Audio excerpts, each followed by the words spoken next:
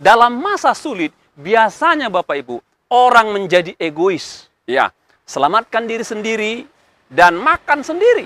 Ya, orang jadi serakah. Orang jadi serakah.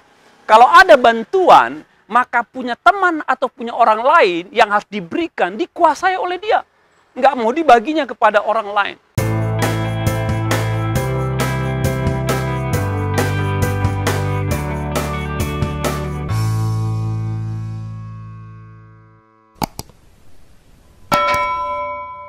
Shalom saudara, kita berjumpa kembali dalam acara Lebih Dari Pemenang.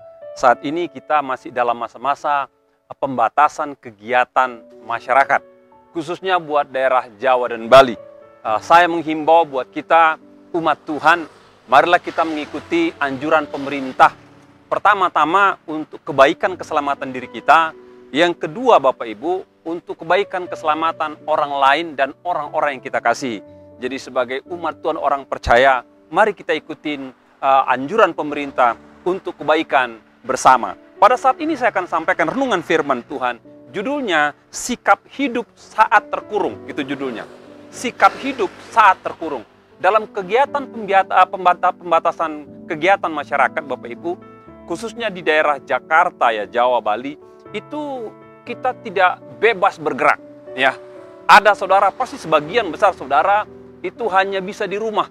Kalaupun saudara keluar rumah, saudara agak riskan, agak takut ya.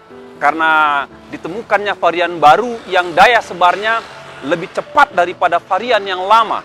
Dan itu membuat kita kurang nyaman, kita kurang enak, ya, kita kurang sejahtera. Namun saya mau katakan Bapak Ibu, mari kita belajar dari firman Tuhan, dari seorang tokoh, bagaimana dia menyikapi masa-masa yang tidak mudah dalam hidupnya, dalam keterbatasannya. Ya, dalam 2 Korintus 4:8-9 dikatakan demikian. Dalam segala hal kami ditindas namun tak terjepit, kami habis akal namun tak putus asa, kami dianiaya namun tak ditinggalkan sendirian, kami dihempaskan namun tak binasa. Ayat ini ditulis oleh Rasul Paulus Bapak Ibu. Ya, dan saya mau kasih tahu kepada saudara, kali ini renungannya saya gali dari perjalanan hidup Rasul Paulus dan pelayanannya. Paulus adalah rasul besar, ya, yang merintis banyak gereja pada masa itu. Dia menulis hampir separuh daripada kitab Perjanjian Baru. Namun dalam kehidupannya, dia melewati masa-masa yang sulit, yang berat. Baik dalam kehidupan maupun dalam pelayanan Bapak Ibu. Paulus sering sekali dikatakan masuk keluar penjara. Bukan karena perbuatan-perbuatan yang tidak baik, tapi karena pelayanannya. Kadang-kadang dia dipenjara di rumah dikatakan. Kadang-kadang juga dipenjara di kota, ya, dalam sebuah tembok, dalam sebuah kurungan, dalam sebuah pintu atau jeruji besi, bahkan sampai dibelenggu tangan dan kakinya, dipasung dia Bapak Ibu. Namun sikap hidupnya, perhatikan, sikap hidupnya bertentangan dengan kondisi yang dialaminya. Sekali lagi, namun sikap hidupnya bertentangan dengan kondisi yang dialaminya. Sekalipun dia terbelenggu, sekalipun dia terkurung, sekalipun dia terpenjara, dia punya sikap hidup bukan seperti seorang tawanan yang nelongso, yang sedih, yang putus asa. Bukan Bapak Ibu. Ada hal luar biasa yang kita akan belajar bersama-sama. Bagaimana Paulus menyikapi masa-masa terkurung Bapak Ibu. Bagaimana Paulus menyikapi masa-masa terkurung, nanti kita belajar daripadanya. Yang pertama saya ambil dari Filipi 4 ayat 6 dikatakan demikian. Janganlah hendaknya kamu khawatir tentang apapun juga, tetapi nyatakanlah segala hal keinginanmu kepada Allah dalam doa dan permohonan dengan ucapan syukur. Surat Filipi itu adalah surat yang ditulis oleh Paulus ketika dia di penjara Bapak Ibu. Dan di Filipi juga dia pernah dipenjara. Dalam sejarah Alkitab saya pelajari Bapak Ibu, ketika orang-orang Israel itu dikepung musuh, ketika gereja-gereja ditindas dikatakan, ada saja orang-orang yang punya sikap rohani yang kurang baik. Jadi pertama-tama saya ingin saudara bagaimana menyikapi masa-masa terkurung ini, milikilah sikap rohani yang benar. Milikilah sikap rohani yang benar. Itu yang saya dapatkan dari pesan Paulus, katakan janganlah hendaknya kamu khawatir tentang apapun juga, Tetapi nyatakanlah dalam segala hal keinginanmu kepada Allah dalam doa dan permohonan dan dengan ucapan syukur.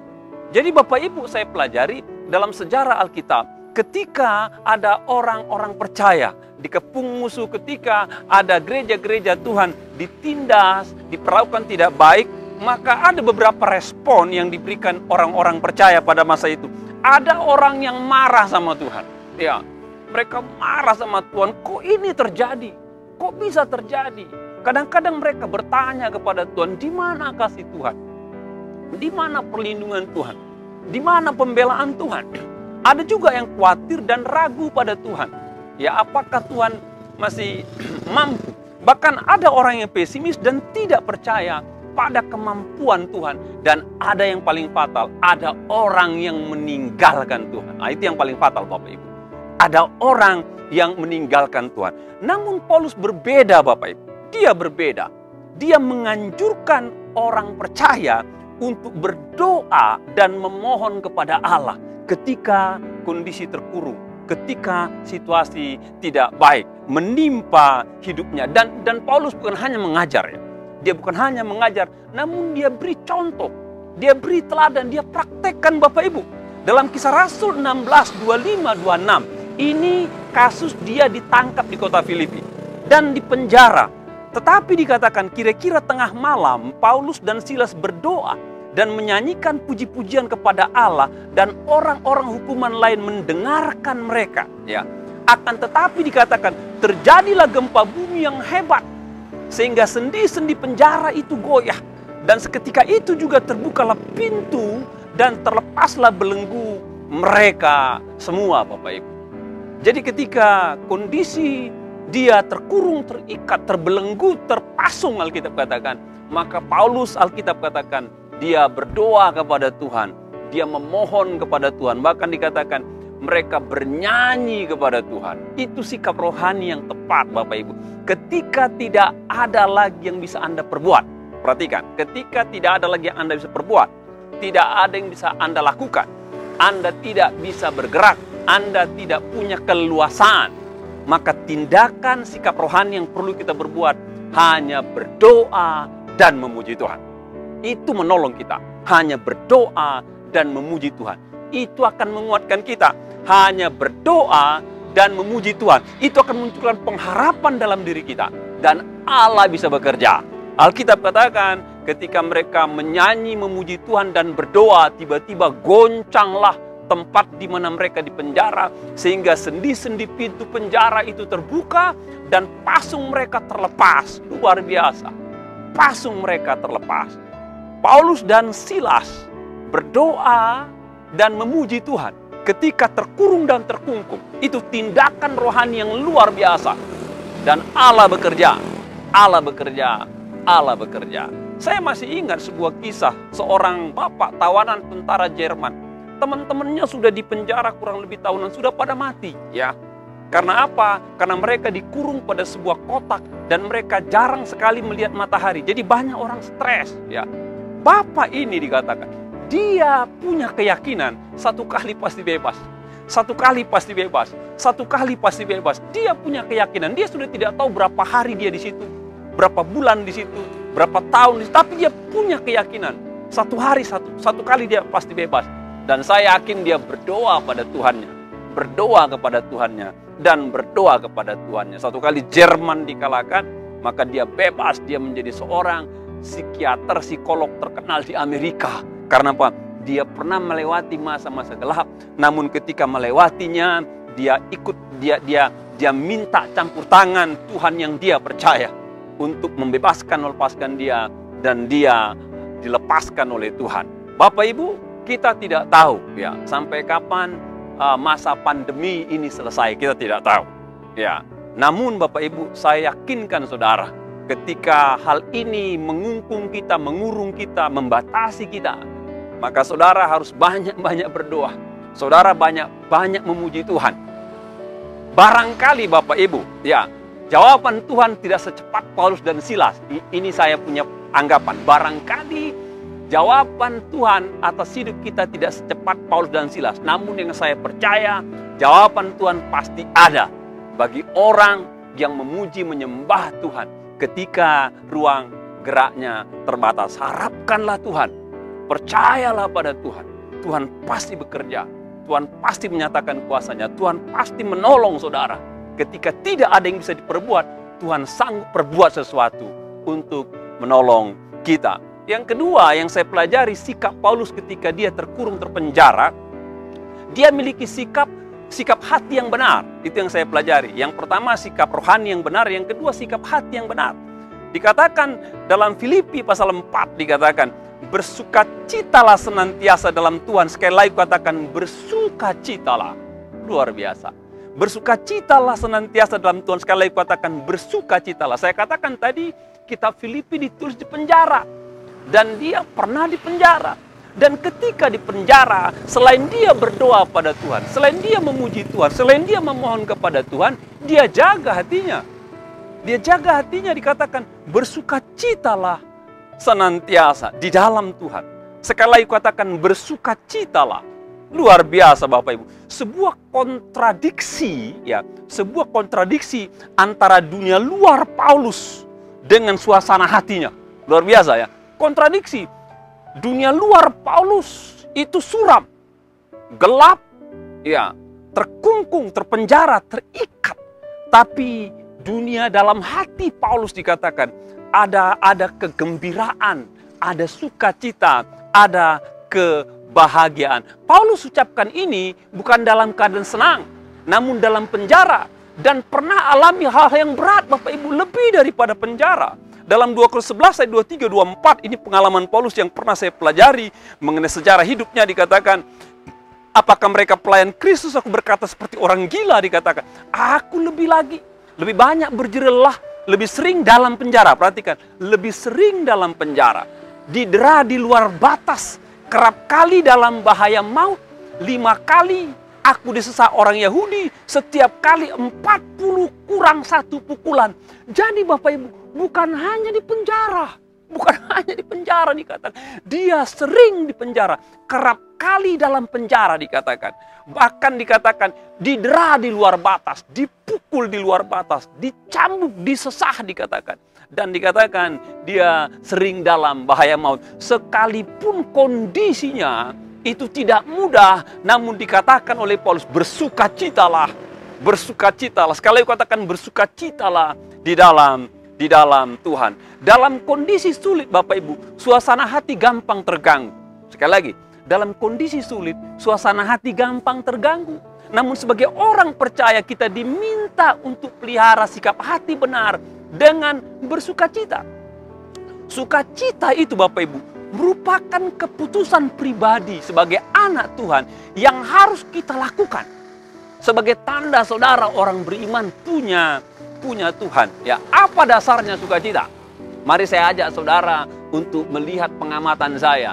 Orang-orang dunia meletakkan dasar sukacita kebahagiaan hidup pada keberhasilan. Jadi kalau berhasil, senang dia sukacita. Pada kekayaan. Kalau dia sudah bisa kumpulkan harta benda, senang sukacita. Pada kemakmuran. Kalau hidupnya makmur, keluarganya makmur, bahkan orang-orangnya makmur, dia sukacita. Pada kebesaran, ketika jabatan naik, ya, ketika posisi di atas, orang senang sukacita. Pada kekuasaan, ketika dia berkuasa, memimpin sebuah tempat, sebuah teritori, sebuah daerah, dia merasa senang. Pada kenyamanan dan keamanan, pada situasi dan kondisi, kalau lagi liburan, lagi pesta-pesta, mereka senang. Tidak heran Bapak Ibu, banyak orang alami pasang surut dalam sukacita karena mereka menambatkan pada hal-hal di atas. Hal-hal di atas itu tidak kekal. Itu turun naik Bapak Ibu. Ya. Kalau saudara tambatkan pada keberhasilan, satu kali saudara akan gagal. Saudara tambatkan kepada kekayaan, satu kali saudara akan kekurangan Bapak Ibu. Satu kali Anda tambatkan pada kemakmuran, ada masanya saudara mengalami masa-masa sulit. Pada saat yang kau tambatkan pada kebesaran, ada saatnya saudara nggak dianggap orang, nggak digubris orang. Ketika saudara tambatkan pada kekuasaan, ada saatnya kekuasaan lepas dari tanganmu. Itu adalah hal-hal yang rentan. Itu membuat orang up and down dalam memiliki sikap hati sukacita. Ya, namun dikatakan oleh Paulus sebagai orang percaya, tambatkanlah pada Tuhan Bapak Ibu. bersukacitalah, dikatakan di dalam Tuhan, tambatkan pada Tuhan. Mengapa kita harus tambatkan pada Tuhan? Karena Tuhan itu milik kita, kita milik Tuhan. Kalau saudara memiliki sesuatu yang berharga dalam hidup, perhatikan, pasti saudara senang, pasti saudara bahagia. Dan saya mau katakan, Tuhan itu lebih berharga daripada apa yang berharga yang pernah bisa kita miliki. Ya, Dialah sumber sukacita. Kalau kita punya Tuhan, maka saya percaya ada sukacita ilahi dalam diri kita. Karena kita miliki Allah yang kekal, Allah yang abadi, Allah yang tidak bisa digoyahkan oleh apapun Bapak Ibu. Yang lain bisa berubah, Allah tidak pernah berubah. Jadi kalau saudara memiliki Tuhan di dalam Tuhan, maka sukacita saudara akan bertahan dalam hati saudara. Apapun kondisi dunia luar saudara. Makanya tidak heran Yeremia berkata demikian Bapak Ibu, Tuhan adalah bagianku kata jiwaku, sebab itu aku akan berharap padanya. Ketika itu Israel porak-poranda, tapi dia lihat bahwa di dalam situasi kondisi chaos, nggak ada yang bisa diharapkan. Yeremia katakan, Tuhan adalah bagianku kata jiwaku, oleh sebab itu aku akan berharap padanya. Ketika engkau meyakini Tuhan bagianmu, maka saya yakin ada kekuatan dalam hatimu, kekuatan dalam dirimu, ketenangan dalam hatimu, ketenangan dalam hidupmu, damai sukacita yang tidak bisa dipahami dunia. Dalam masa sulit, tambatkanlah hati saudara pada Tuhan yang kekal dan tak berubah. Dan Dia akan memelihara engkau dengan kekuasaan dan akan mencurahkan damainya dalam hidup. Damainya, Paulus tegaskan sekali lagi, kalau saudara memiliki Tuhan, maka dia katakan demikian, damai sejahtera Allah yang melampaui segala akal akan memelihara hati dan pikiranmu dalam Kristus Yesus. Jadi kalau saudara memiliki Tuhan dikatakan, ya, maka damai sejahtera Allah yang melampaui segala akal akan memelihara hati dan pikiranmu dalam Kristus Yesus. Yang terakhir, bagaimana saudara menyikapinya? Milikilah sikap perilaku yang benar. Ya, itu yang terakhir, ya. Ketika tidak bisa bergerak, tidak bisa berbuat banyak, saudara sepertinya terbatas. Ya, dalam masa-masa ini milikilah perilaku yang benar Bapak Ibu. Filipi 4 ayat 5 dikatakan, hendaklah kebaikan hatimu diketahui semua orang. Tuhan sudah dekat. Hendaklah kebaikan hatimu diketahui semua orang. Tuhan sudah dekat. Dalam masa sulit, biasanya Bapak Ibu, orang menjadi egois. Ya, selamatkan diri sendiri dan makan sendiri. Ya, orang jadi serakah. Orang jadi serakah. Kalau ada bantuan, maka punya teman atau punya orang lain yang harus diberikan, dikuasai oleh dia. Nggak mau dibaginya kepada orang lain. Satu kali saya pelayanan di Kalimantan, dan kami bawa bantuan. Dan kita kumpul dengan beberapa rekan-rekan hamba Tuhan. Lalu kita bilang kepada seorang pemimpin, kami ada bantuan, tolong dibagikan kepada teman-teman lain. Ya, tolong dibagikan. Dan ketika kami kembali ke Jakarta, dia telepon. Salah satu teman saya katakan gini, Pak, maaf nih Pak, bantuan yang Bapak berikan tidak saya beri sama teman-teman. Karena saya sangat butuh katanya. Bapak mau marah silahkan. Bapak mau marah silakan, Bapak mau datang lagi silakan, tapi saya tidak, karena saya sangat butuh. Perhatikan Bapak Ibu, ketika sulit orang menjadi serakah. Ini pelayan Tuhan lah Bapak Ibu. Kita titip supaya dibagi, enggak dibagi. Dan dia mengaku, saya tidak kasih katanya. Karena saya masih butuh dikatakan. Orang lakukan hal-hal anarkis, ambil milik orang lain, rampas milik orang lain, perampokan, penjarahan, pembunuhan, itu terjadi kalau sulit. Ya. Namun Paulus mengajarkan dan praktekkan kita harus berbeda dengan orang dunia. Nggak boleh seperti orang dunia Bapak Ibu. Kita harus punya sikap yang beda dengan orang dunia. Di mana kita harus menunjukkan kebaikan. Kebaikan kepada mereka. Ketika orang egois, ketika orang serakah, ketika orang ego, ketika orang bersikap anarkis, kita harus melakukan perbuatan-perbuatan yang baik. Dalam Kisah Rasul 16, 28, 29 ini Paulus praktekkan. Tapi Paulus berseru dengan suara nyaring katanya, jangan celakakan dirimu sebab kami semuanya masih ada di sini.